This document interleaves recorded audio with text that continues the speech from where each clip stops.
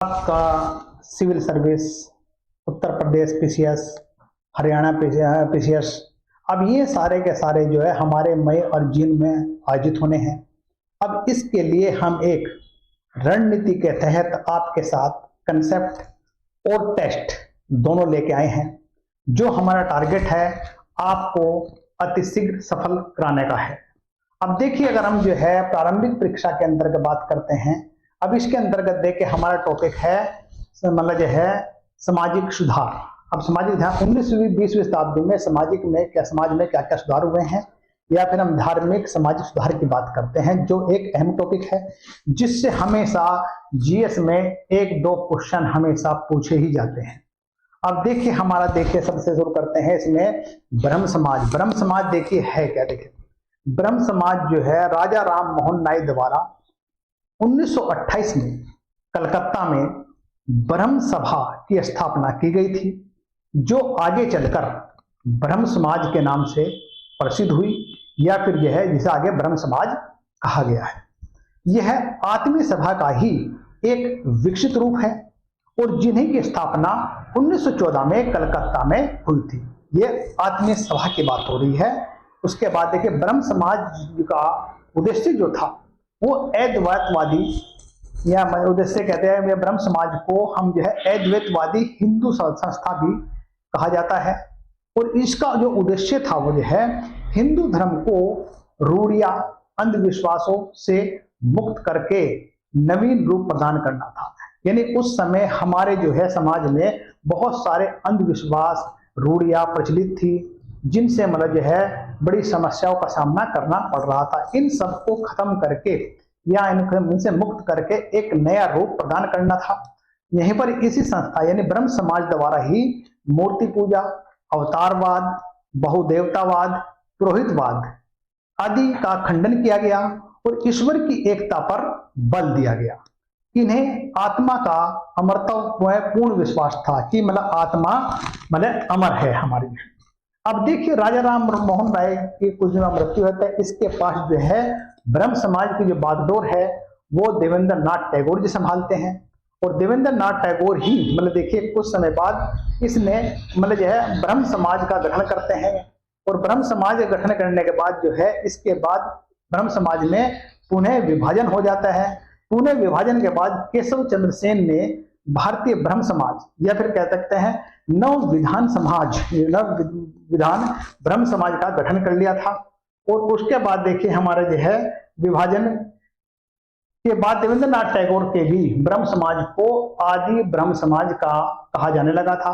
और कुछ समय बाद मतलब जो है केशव चंद्र सेन भारतीय ब्रह्म समाज से अलग हो गए और उन्होंने एक नया ब्रह्म समाज यानी कि साधारण ब्रह्म समाज का गठन किया। देखिए अब इसी के देखिए इसमें तो इतना ही है कुछ, बाकी तो बहुत सारे हैं। देखिए आगे देखिए हमारा प्रार्थना समाज। प्रार्थना समाज की अगर हम बात करते हैं, देखिए यह है मतलब यह 1867 में मुंबई में आत्माराम पांडुरंग द्वारा स्थापित किया गया है।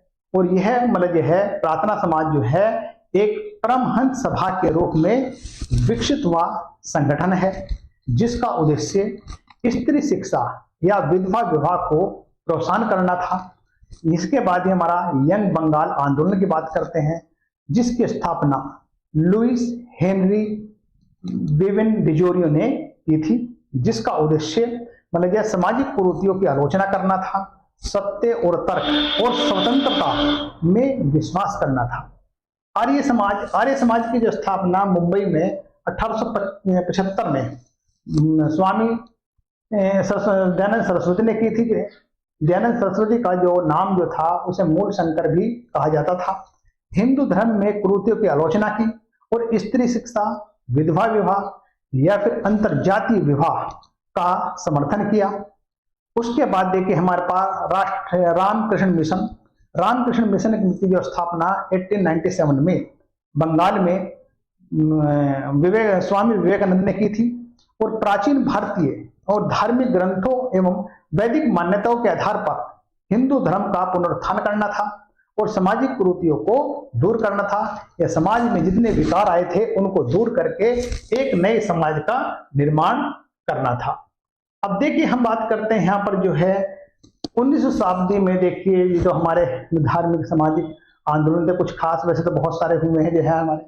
अब इसमें देखिए हमारा 19वीं शताब्दी में देखिए हम बात करते हैं क्या क्या सामाजिक सुधार के अंतर्गत देखते हैं हम जो है, अगर हम बात करते हैं सती प्रथा। अब देखिए सती प्रथा एक बहुत ही बुरी कुप्रथा थी। इसके अंतर्गत क्या होता था, पति के मर जाने के बाद पत्नी को उसके शव के साथ जिंदा जला दिया जाता था, जिसका जो है सती प्रथा कहा गया है। विद्वान लोगों ने या आधुनिक अधिवेताओं ने, मतलब जितने भी लोगों ने इसका काफी विरोध किया है, और जिसमें थे राजा राम मोहन राय। राजा राम मोहन राय के अथक प्रयास से 1829 में या 1829 में नियम 17 के तहत सती प्रथा को प्रतिबंधित कर दिया है। और सती प्रथा पर प्रतिबंध पहले बंगाल में था, लेकिन कालांतर में धीरे धीरे जो है यह प्रतिबंध बंबई और मद्रास में भी लागू हो गया है। अब उसी के बाद देखिए हमारा जो है शिशुवध का भी क्या था जो है, इसमें जो है ये भी एक बहुत ही पुरानी कुरीति थी जो है। इसमें जो शिशुवध में क्या था, हमारा शिशुवध प्रथा 13वीं शताब्दी में राजपूतों और बंगालियों में प्रचलित थी, और 1785 में बंगाल नियम 21 और 1804 के नियम द्वारा ही इस क्रूर अमान्य प्रथा को समाप्त करने का प्रयास किया गया है। अब ये जो प्रयास किया गया था, ये था हमारा जो है शिशुवध जो था, ये हमारा वेलेस्ली के समय में किया गया था। उसी प्रकार देखिए हमारे पास विधवा पुनर्विवाह। अब विधवा पुनर्विवाह की हम बात करते हैं। देखिए अब जो है स्थिति में विधवा पुनर्विवाह की स्थिति में सुधार लाने के लिए ईश्वरचंद विद्यासागर का अथक प्रयास किया गया है। इसने काफी काम किया है, और 1885 में ही विद्यासागर ने ब्रिटिश सरकार से विधवा पुनर्विवाह पर कानून बनाने का अनुरोध किया, और 1856 में वहीं पर विधवा पुनर्विवाह अधिनियम द्वारा विधवा विवाह को वैध करार देते हुए इनसे पैदा होने वाले बच्चों को वैध माना गया है। वहीं पर देखिए जो है 1896 में धोती केशव कर्वे ने पूना में विधवा आश्रम की स्थापना की। देखिए मतलब जो है 1906 में ही कर्वे महोदय ने मुंबई में प्रथम महिला विश्वविद्यालय की स्थापना की, और स्त्री शिक्षा की दिशा में प्रथम प्रयास भारत की में ईसाई मिशनरियों ने किया, और मिशनरियों के सहयोग से ही 1819 में कलकत्ता में तरुण स्त्री सभा की स्थापना हुई। और वहीं पर हम बात करते हैं 1872 की बात करते हैं, 1882 की बात करते हैं। देखिए इसमें देखिए नेटिव मैरिज एक्ट यानी सिविल मैरिज एक्ट द्वारा अंतरजातीय विवाह को मान्यता प्रदान की गई, और साथ ही बाल विवाह का विरोध किया जाने लगा। यानी बाल विवाह को मतलब जो है पहले कहते हैं बचपन में छोटी सी उम्र में ही शादी कर दिया करते हैं, जिसको हम बाल विवाह कहते थे। यहीं पर देखिए अगर हम जो है जे.ई. बोटन की महोदय की बात करते हैं, जे.ई. बेटन महोदय ने कलकत्ता में 1843 में बालिका विश्वविद्यालय की स्थापना की। ये हमारे ये बात करते हैं इसकी। नेक्स्ट देखिए हमारा जो है ईश्वरचंद विद्यासागर का भी एक बहुत विश्वसनीय नाम है। इसमें जो है बहुत कार्य किया। ईश्वरचंद विद्यासागर ने भी स्त्री शिक्षा के प्रचार प्रसार हेतु बंगाल में लगभग 35 विद्यालयों की स्थापना की है। देखिए अब यहाँ पर देखिए मतलब जो है अब जो है आधिकारिक तौर पर अगर हम बात करते हैं देखो ये हमारा जो 1854 का वुड डिस्पैच में पहली बार स्त्री शिक्षा पर बल दिया गया था। मतलब वुड डिस्पैच जिसको हम जो है शिक्षा में भारत का मैग्ना कार्टा भी कहते हैं, ये हमारा वुड डिस्पैच की बात हो रही, हमारे 1854 की बात हो रही है। फिर 1891 में ही ब्रिटिश सरकार ने MS बंगाली के सहयोग से एज ऑफ कंसेंट एक्ट ये बहुत इंपॉर्टेंट है, बहुत बार क्वेश्चन आया है, पारित किया गया, जिसके अनुसार 12 वर्ष से कम आयु की कन्याओं के विवाह पर प्रतिबंध लगा दिया गया है। मतलब देखिए एज ऑफ कंसेंट जो है एक बाल विवाह पर रोकने का जो है कानून था। मतलब है उसके बाद देखिए हमारा जो है तिलक ने भी एज ऑफ कंसेंट एक्ट का विरोध करते हुए इसे भारतीय सामाजिक मामले का विदेशी हस्तक्षेप माना है। प्रोफेसर कर्वे की अगर हम बात करें, प्रोफेसर कर्वे महोदय ने 1916 में पूर्ण भारतीय महिला विश्वविद्यालय की स्थापना की है। मतलब देखिए यहाँ पर जो है, उसके बाद देखिए 1930 में एज ऑफ कंसेंट एक्ट 1891 को संशोधित किया गया था। संशोधित करने के बाद जिसे हमने जो है नाम दिया गया था शारदा एक्ट नाम दिया गया है, जिसके अंतर्गत मतलब जो है विवाह की आयु को 14 वर्ष लड़की और 18 वर्ष लड़के को निर्धारित किया गया है। देखिए ये तो हमारा जो है स्त्री शिक्षा या स्त्री के मस में था।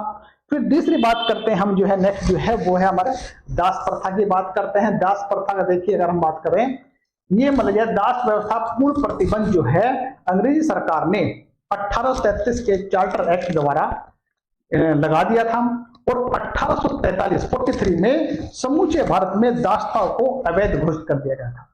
देखिए ये मतलब दासतों पर भी हमेशा बहुत बार यूपीपीसीएस में या फिर में क्वेश्चन रिपीट होता रहता है, कभी किसी रूप में कभी किसी रूप में। थोड़ा सा ध्यान दीजिए आप जो है, अगर हम बात करते हैं अब जैसे मान लीजिए अखिल भारतीय प्रांतीय स्तर पर कई सुधार आंदोलन शुरुआत हुई, जिसमें जो है 20वीं शताब्दी की बात करते हैं हम जो है, अब जो है 1930 में बंबई समाज सुधार सभा की स्थापना हुई। श्रीमती एनी बेसेंट ने हिंदू सम्मेलन की स्थापना की। अब देखिए यहां पर देखिए हमारा जो है निम्न जातीय आंदोलन की बात करते हैं। अब निम्न जातीय आंदोलन है अछूतों के उत्थान हेतु कई कार्य महात्मा गांधी ने भी किए। यानी महात्मा गांधी जी का जो कार्य है निम्न जातियों को उत्थान के लिए बड़ा सराहनीय है। सर्वप्रथम इन्होंने इन्हीं अछूतों और निम्न जातियों को नाम दिया था हरिजन। हरिजन मतलब भगवान का व्यक्ति या भगवान का जन नाम दिया। और इन्हीं के कल्याण के लिए 1932 में गांधी जी ने अखिल भारतीय अस्पृश्यता निवारण संघ की स्थापना की और जिसे 1933 में हरिजन सेवक संघ का नाम दिया गया है। यह गांधी जी का प्रयास था। देखिए आप जो है इसको ध्यान रखिए आप जो है। नेक्स्ट देखिए आप जो है, डॉक्टर B.R. अम्बेडकर ने भी हरिजनों के कल्याण और अछूतों द्वार हेतु 1924 में अखिल भारतीय दलित वर्ग की स्थापना की। यानी अखिल भारतीय बहुत बार देखिए पूछता है वो जो है स्थापना की। और तथा 1927 में बहिष्कृत भारत नाम की पाक्षिक पत्रिका का प्रकाशन किया। वहीं पर जो है हम B.R. सिंधे की अगर हम बात करते हैं, देखिए सिंधे का भी मतलब जो है इसमें काफी योगदान है। अब जो है B.R. सिंधे ने 1906 में डिस्प्रेस्ड क्लासेस मिशन सोसाइटी की स्थापना की थी। दक्षिण भारत में E.B. रामास्वामी नायकर ने 1920 में मतलब आत्मसम्मान आंदोलन चलाया था। और C.N. मुदालियर ने भी या फिर T.M. नायर या P.T. चेन्नी ने दक्षिण में एक पार्टी बनाई थी जिसका नाम था जस्टिस पार्टी की स्थापना की। इसमें भी मतलब जस्टिस पार्टी में भी अछूतों या निम्न जाति के लोगों का ही उत्थान की बात होती है या उनकी एक अपनी पार्टी कह सकते हैं।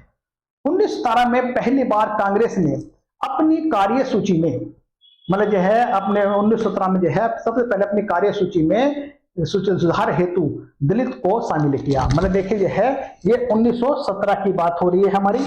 और मार्च 1918 में प्रथम अखिल भारतीय दलित वर्ग सम्मेलन हुआ। यानी कि 1918 में प्रथम अखिल, बहुत बार पूछता है वो प्रथम अखिल भारतीय मतलब यह दलित सम्मेलन कब हुआ, ये बहुत बार क्वेश्चन आता है। तो ये 1918 की बात हो रही है। इसी सम्मेलन में प्रथम बार अखिल भारतीय अस्पृश्यता विरोधी घोषणा की गई है। मतलब अखिल भारतीय अस्पृश्यता विरोधी घोषणा पत्र जारी हुआ है।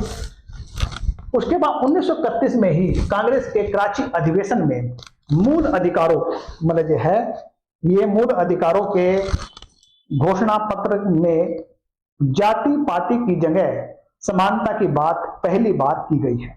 मतलब देखिए हम जो है अगर मान ले समानता की बात करते हैं तो वो जो है 1931 में कराची अधिवेशन की बात हो रही है, जहां पर मूल अधिकारों के साथ है यहाँ पर जो है समानता की बात हो रही है, जाति पाति की जगह कोई नाम नहीं दिया गया। उसी प्रकार हम देखते हैं आगे एक मतलब जाता है ज्योतिबा फुले। ज्योतिबा फुले का भी बहुत योगदान है निम्न जाति और अछूत जाति को जो है कल्याण के लिए जो है। अब इसलिए सत्य शोधक समाज की जो स्थापना जो थी वो ज्योतिबा फुले ने 24 सितंबर 1873 को किया था। यह आंदोलन दलित और निम्न जातियों के लोगों के कल्याण के लिए चलाया गया था। अब इसके देखिए मतलब जो है एक मतलब हमारा वाइकोम सत्याग्रह, वाइकोम सत्याग्रह भी देखिए यह आंदोलन केरल में मंदिर प्रवेश के लिए हुआ था। मतलब जो है वाइकोम सत्याग्रह जो था यह आंदोलन केरल में मंदिर प्रवेश को लेकर सवर्ण और निम्न वर्ग के बीच चलाया गया था।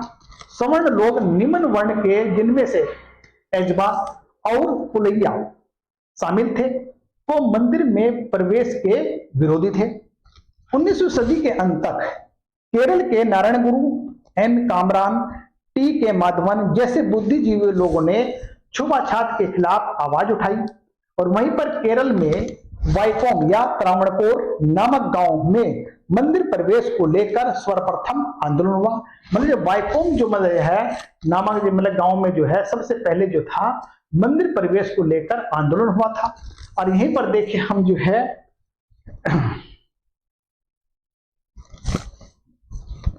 वाइकोम सत्याग्रह में के.पी. केशव मेनन ने मार्च 1924 को यानी मार्च 1924 में तथा ई.वी. रामास्वामी नायकर पेरियार ने भी हिस्सा लिया था। मार्च 1925 में गांधी जी की मध्यस्थता में त्रावणकोर की महारानी से मंदिर में प्रवेश के बारे में आंदोलनकारियों से समझौता हुआ। देखिए 1925 में गांधी के मध्यस्थता में जो है त्रावणकोर की महारानी से मतलब जो है मंदिर में प्रवेश के बारे में एक मतलब जो समझौता हुआ। आगे देखिए जो है इसमें हमारा जो है वाइकोम सत्याग्रह ये थोड़ा सा धीमा पड़ जाता है। आगे इसी के बाद देखिए हमारे पास जो है वो दूसरा है आंदोलन हमारे पास गुरुवायूर सत्याग्रह। गुरुवायूर ये भी दलित और पिछड़े वर्ग के मंदिर प्रवेश को लेकर था। माने जो है गुरुवायूर जो था दलित और पिछड़े वर्ग मंदिर प्रवेश को लेकर केरल के एक और आंदोलन गुरुवायूर सत्याग्रह के केलपण के उकसाने पर शुरू हुआ था। ध्यान रखिए केलपण का मतलब जो है 1 नवंबर 1931 को केरल कांग्रेस कमेटी ने अखिल केरल मंदिर प्रवेश दिवस के रूप में मनाया था। मतलब 1 नवंबर 1931 की बात आ रही है। अब उसके बाद देखिए पी कृष्ण पिल्ले, एन के गोपालन जैसे नेताओं ने इस आंदोलन का नेतृत्व प्रदान किया और 1936 को ही मतलब यह त्रावणकोर के महाराजा से एक समझौता हुआ जिसके बाद मंदिर में सभी हिंदू जाति के लिए खोल दिया गया। देखिए इसमें तो इतना ही कुछ है, बाकी तो फिर आगे हम सेकंड पार्ट में जो है इसके एमसीक्यू क्वेश्चन करेंगे। नेक्स्ट मिलते हैं, धन्यवाद।